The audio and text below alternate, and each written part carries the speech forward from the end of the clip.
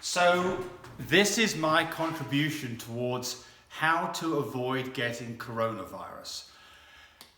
The most likely way that you're going to get coronavirus is that you are going to get your hands onto a surface that's had coronavirus on it, and you then touch your mouth, your nose, rub your eyes. Remember, the only way that you're getting coronavirus is through air transmission with droplets, or you touch a surface that's been contaminated with coronavirus that you then touch your face. So to me, and I don't see people talking about this, we're talking about washing your hands, absolutely fundamental, keeping socially distancing yourself from other people to the tune of 3 to 6 foot, makes complete sense. But I don't see anybody talking about how to stop from rubbing your face.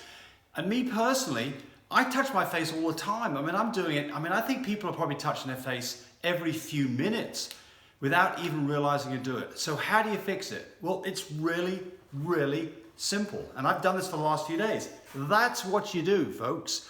What you do is you just mark both of your thumbs with something that I can identify that you would not normally see. So you can see what I've done is taken some of my wife's fingernail polish and put a little dab of it down the base of both my thumbs. So what happens now is the moment my hand goes up to my face, I immediately see this red flash there, and it reminds me not to do that. So those have been on now for a couple of days. I haven't touched my face in 2 days, where normally I might have touched my face 1,000 times in that time frame. So my exposure rate from being contaminated from surface contact with coronavirus has been reduced by maybe 1,000 times. It still means that you need to do all the things you normally do. You still got to wash your hands for 20 seconds. It means that you don't want somebody coughing on you. But remember, coronavirus, the most likely form of transmission is that you touch something and then you touched your face. And that, for me, has been such a simple thing to do that I think makes a dramatic difference.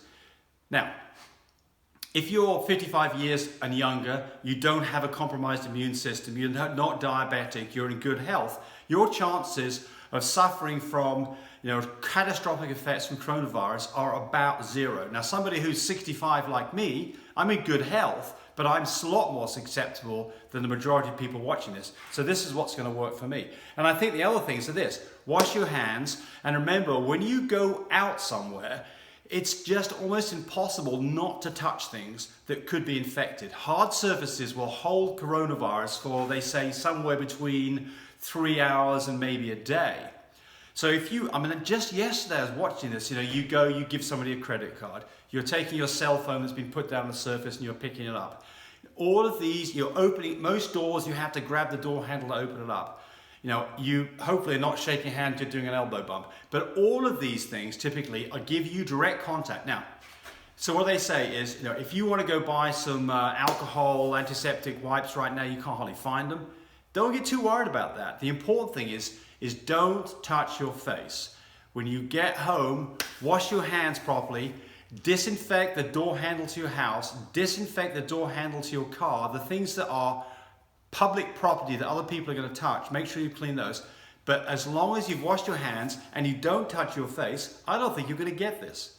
So the other thing that we're trying to do here, incidentally, and I see this being talked about now, where's my pen, is we want to flatten the curve. So what we're trying to do everywhere is, if you look at time versus population, number of infected people, number of infections, the problem is it doubles every 3 to 7 days. So the problem is you get this effect going on, where you get this huge peak. And so you get lots and lots of people who get transmitted disease very quickly, and we swamp our hospitals. We can't handle this 100,000 people who now want to go to hospital. What we want to do is we want to delay everybody getting infected by things like this. So the curve now looks like still maybe the same number of people getting infected, but now the curve looks like this. Spread out, it's longer, but we've just reduced the number of beds that we need by 1/4. And what you want to be is, you do not want to be one of these people right here going into a hospital because you're in trouble when there's no room in the hospital and everybody else in there is infected.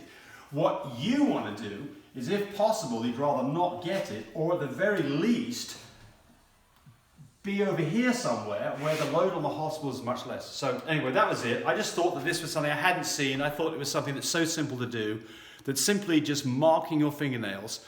Every time you put your hand up to the face, the very first thing you see is something that's unusual. I mean, you could put a Band-Aid on your finger, you could put a colored elastic band on your finger, but you know, if you don't do this, it's just you just see me do it here. It's such a reaction to do this kind of thing. It's such a reaction to touch your face that you can reduce that by very quickly training yourself. Hey, I'm about to touch my face, don't do it. Hey, I hope that's of value to people. Everybody be safe, bye.